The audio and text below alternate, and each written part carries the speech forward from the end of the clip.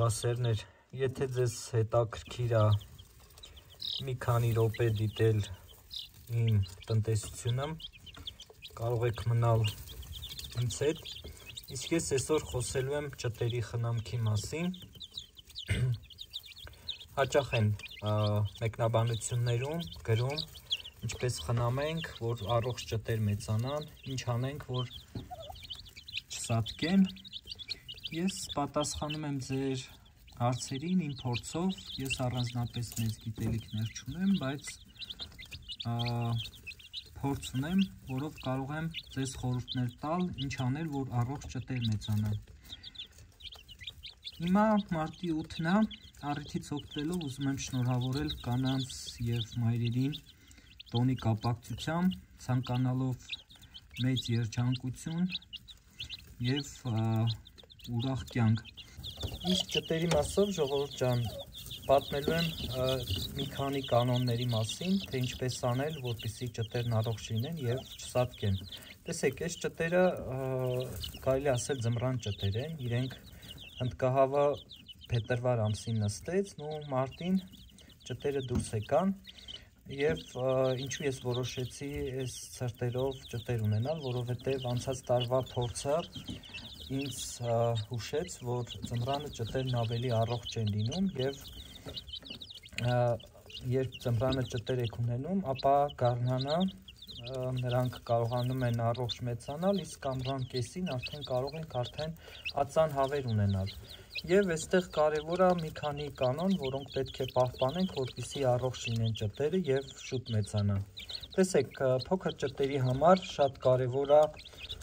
ջերմաստիճանը, այն կացարանի ջերմաստիճանը, որտեղ պահում եք, լուսավորությունը, առատ կերը և մաքուր ջուրը։ Այս 4 պայմանը ապահովելու դեպքում դուք կունենաք առողջ ճտեր, որոնք ոչ մի խնդիր չեն ունենա։ Սկսենք ջերմաստիճանից։ Ջերմաստիճանի համար, ժողովուրդ ջան, կա հստակ սանդղակ, որով պետք է առաջնորդվել ճտերը խնամելու ժամանակ։ Ձվից նոր դուրս եկած ճտերի համար պետք է պահպանել մինչև 36 աստիճան տաքություն, 35-ից 36 աստիճան տաքություն, որովհետև այդ ընթացքում նրանք փոքր են, բնականաբար ջերմաստիճանի և ջերմության կարիք ունեն։ Իսկ այնուհետև արդեն ջերմաստիճանը աստիճանաբար նրանց աճին զուգընթաց պետք է փոքրացնել։ Օրինակ, երրորդ օրը կացարանի ջերմաստիճանը կարող է հասնել մինչև 33-34, իսկ 5-րդ շաբաթականում արդեն ջերմաստիճանը աստիճանաբար իջեցնում ենք մինչև 18-ից 20 աստիճան։ Դրա համար, տեսեք, ես օգտվում եմ այսպիսի 100 վատտանոց լամպով, և այստեղ ես ունեմ 5 սառնարան է սա, որը ինքը ջերմամեկուսիչ է։ Այս 5 սառնարանը ջերմամեկուսիչ է ու վրայից այսպես կտորով ծածկում եմ և լամպոճկան կախում եմ ներսում, համապատասխան ջերմաստիճանն ապահովում է։ Իսկ եթե դուք չունեք այս հարմարությունը, ուղղակի կարող եք որևէ արկղ դնել, ուղղակի այստեղ շատ կարևոր է լամպը կախելուց հաշվի առնել, որ հնարավոր է հրդեհի վտանգ լինի, այդ պայմանները շատ կարևոր է պահելու համար, որպեսզի խնդիրներ չունենաք, հրդեհ չլինի։ Մնացածը, ժողովուրդ ջան, սանդղակը ես հիմա կտեղադրեմ տեսանյութում, դուք կարող եք այդ տեսանյութից վերցնել ջերմաստիճանային սանդղակն ու առաջնորդվել դրանով։ Եթե ջերմաստիճանը ցածր է լինում, ճտերը բնականաբար առողջ ու նորմալ չեն աճում։ Ես ջերմաչափ ունեմ իհարկե, բայց այս պահին չեմ կախել, որովհետև ես կարող եմ նաև ճտերին նայելով հասկանալ իրենց համար ցուրտ է, թե տաք։ Ինչպես դա կարող եմ իմանալ, ժողովուրդ ջան, եթե կացարանում ջերմաստիճանը ցածր է լինում, ճտերը հավաքվում են մի անկյունում և հատկապես իրենք մոտ են գնում դեպի լամպը, որպեսզի տաքանան։ Իսկ եթե ջերմաստիճանն իրենց հարմար է լինում, այսինքն տաք է լինում, իրենք ցվրվում են արդեն կացարանով մեկ, առողջ են, վազվզում են, և եթե ջերմաստիճանը բարձր է լինում և իրենց համար հարմար չի լինում, շատ բարձր է լինում, ապա նկատում եմ այդ ժամանակ, որ իրենք ուղղակի թևերը կախում են ու բերանները բացում են։ Սա նշանակում է, որ իրենց համար ջերմաստիճանը բարձր է։ Այդպես ճտերի վարքին նայելով կարելի է հասկանալ ցուրտ է թե տաք, թե իրենց համար հարմար է։ Այս պահին ես շորը քաշել եմ վրայից, դրա համար մի փոքր մրսեց, դրա համար իրենք հավաքվել են թխսի մոտ, սա նշանակում է, որ արդեն մրսում են։ Երբ արդեն փակեմ, արանքով նայելու եմ ու տեսնել եմ, որ իրենք արդեն նորից աշխուժացան, թեև այս պահին էլ դեռ աշխուժ են։ Կերի մասով ժողովուրդ ջան, ինչ կարող եմ ասել, որ կերի համար իհարկե մեր մեծերը այն ժամանակ, քանի որ համակցված կերեր այդքան շատ չի եղել, իրենք ձվից դուրս եկած ճտերին կերակրել են ձվով, սկզբի մի քանի օրը։ Ես արդեն երկար տարիներ բացառում եմ ձվով կերակրելը, որովհետև արդեն կա հարմար տարբերակ, դա համակցված կերերն են։ Տեսեք, համակցված կերերի անուններ չեմ տալու, որովհետև դա գովազդ կլինի, բայց ես արդեն ունեմ ինձ համար նախընտրելի կերը, որով ես արդեն մի քանի տարի է կերակրում եմ թռչուններին ու ունեմ առողջ թռչուններ։ Հենց առաջին օրվանից, երբ արդեն ձվից դուրս են գալիս, իրենց կերակրում եմ կոմբի կերով, իհարկե կա կոմբի կերի համակցված կերերի մի քանի համարներ, որոնք համապատասխանում են նրանց տարիքին, կա մինչև 10 օրական, 10-ից 20 օրական եւ այսպես։ Եթե դուք պահպանեք այդ պայմաններն ու իրենց կերակրեք համակցված կերերով, ապա որևէ այլ լրացուցիչ կերի եւ հատկապես ձվի կարիք չի լինելու։ 4-րդ օրվանից կարող եք սոխ կտրտել կերի հետ տալ։ Սոխը ինքը շատ հակաբակտերիալ հատկություն ունի ու աղիներն ու մարսողությունը կարգավորում է, բայց եթե չունեք, ապա հոգ չէ, ինքը կոմբի կերի մեջ շատ հարուստ է, իսկ կոմբի կերը վիտամիններով, ճտեր էլի նորմալ կաճեն։ Արդեն 15 օրականից կարող եք նաև կանաչ խոտ կտրատել, դե հիմա կանաչ չկա բնականաբար, ես իրենց չգիտեմ էլ երբ կանաչ խոտով կերակրելու հնարավորություն կունենամ, բայց այդքան էլ հոգ չի, թե ինչով կկերակրեք, կարևորը այ կոմբի կերը կա, մնացածը արդեն լրացուցիչ կերեր են, լրացուցիչ վիտամիններ են։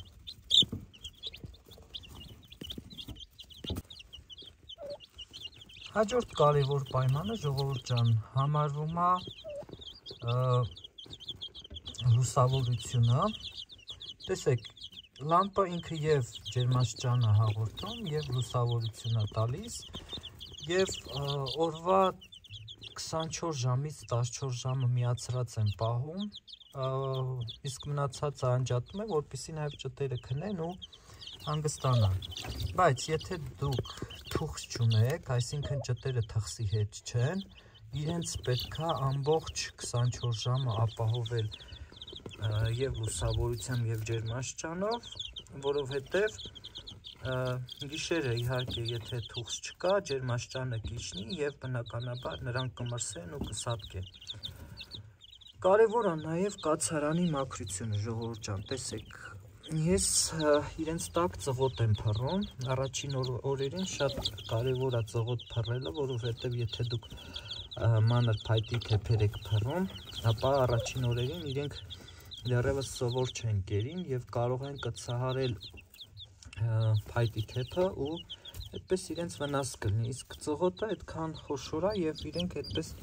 կծահարում են իհարկե, բայց իրենց որևէ վտանգ չի ներկայացնում։ Հետո արդեն երբ մեծանում են, կարող ենք նաև փայտի թեփ։ Նույնիսկ ես առաջին օրերին նշեմ, որ նաև կտոր եմ մենկնում ծղոտի վրա, որպեսզի իրենք դեռևս այդքան ակտիվ չեն, կարողանան հեշտ տեղաշարժվել, բայց երբ արդեն երկրորդ օրվանից ակտիվ տեղաշարժում են, կտորը հանում եմ։ Այդ տեսեք իրենք ոնց են հավաքվել իրար վրա, սա նշանակում է, որ կացարանը արդեն ջերմաստիճանն իջել է,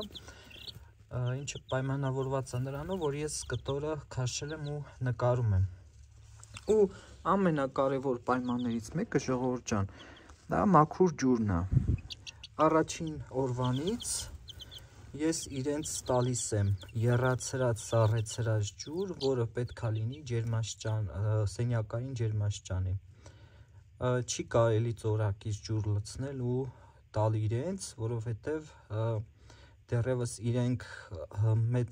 շատ մեծ իմունիտետ չունեն ու կարող են մանրէնել անցնել ու վնասվել։ Ինձ հաճախ են հարցնում, ինչ դեղեր եք տալիս, ինչ սրսկումներ եք անում։ Ժողովուրդ ջան, գիտեմ, որ կա լավ դեղամիջոցներ, որոնցով կարող են ճտերի մոտ պատվաստումներ անել ու խուսափել շատ հիվանդություններից, բայց անկեղծ ես իսպես անասնաբուժական գիտելիքներ չունեմ եւ բնականաբար իրենց չեմ սրսկում, կուզեի իմանալ եւ ձեզ էլ փոխանցել, բայց այս պահին սուտ կլինի ասել, որ ես գիտեմ, ես ձեզ էլ ինչ որ խորհուրդ տամ։ Որևէ սրսկում չեմ անում, իհարկե, երբ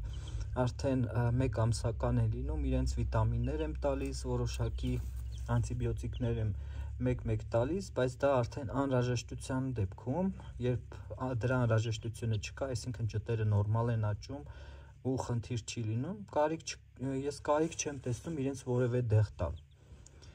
Մնացածը, ժողովուրդ ջան, իհարկե ընթացքում կերերը փոխում եմ ըստ աճի եւ հետո 1-2 ամսականից իրենց արդեն սովորեցնում եմ նաեւ ցորենին, որպեսզի միայն կոմբիկերով չկերակրեմ ու կոմբիկերն աստիճանաբար հանում եմ կերաբաժնից, որովհետև գիտենք, որ կոմբիկերերը թանկ են ցորենի համեմատ ու միայն կոմբիկերով պահել այդքան էլ ձեռնտու չէ։ Այսքանը, ժողովուրդ ջան, ուզում էի կարճ տեսանյութով ձեզ ներկայացնել, ինչ վիճակում են իմ ճտերը այս պահին ու նաև մի քանի խորհուրդ տալ, թե ինչպես անել, որպեսզի ճտերն առողջ մեծանան։ Հուսամ ձեզ դուր եկավ եւ ձեզ պիտանի եղավ այս տեսանյութը, իսկ դուք որպես իմ աշխատանքի գնահատական կարող եք հավանել տեսանյութը, լայք դնել, բաժանորդագրվել ալիքին ու շատ կարևոր է նաև որ որևէ մեկնաբանություն թողնել։ Եթե հարցեր ունեք կապված խնամքի հետ, ոչ բուժման հետ այդքան շատ մեծ գիտելիքներ չունեմ, խնամքի հետ կարող եմ խորհուրդներ տալ, ապա կարող եք գրել մեկնաբանություններ։ Եթե հարց չունեք, ուղղակի կարող եք բարևել ինձ, ես սիրով պատասխանում եմ, երբ ժամանակ եմ ունենում ու փորձում եմ բոլորին պատասխանել։ Մնացածը արդեն ընթացքում ձեզ ցույց կտամ։ Լավ եղեք, ժողովուրդ ջան, մինչ նոր հանդիպում։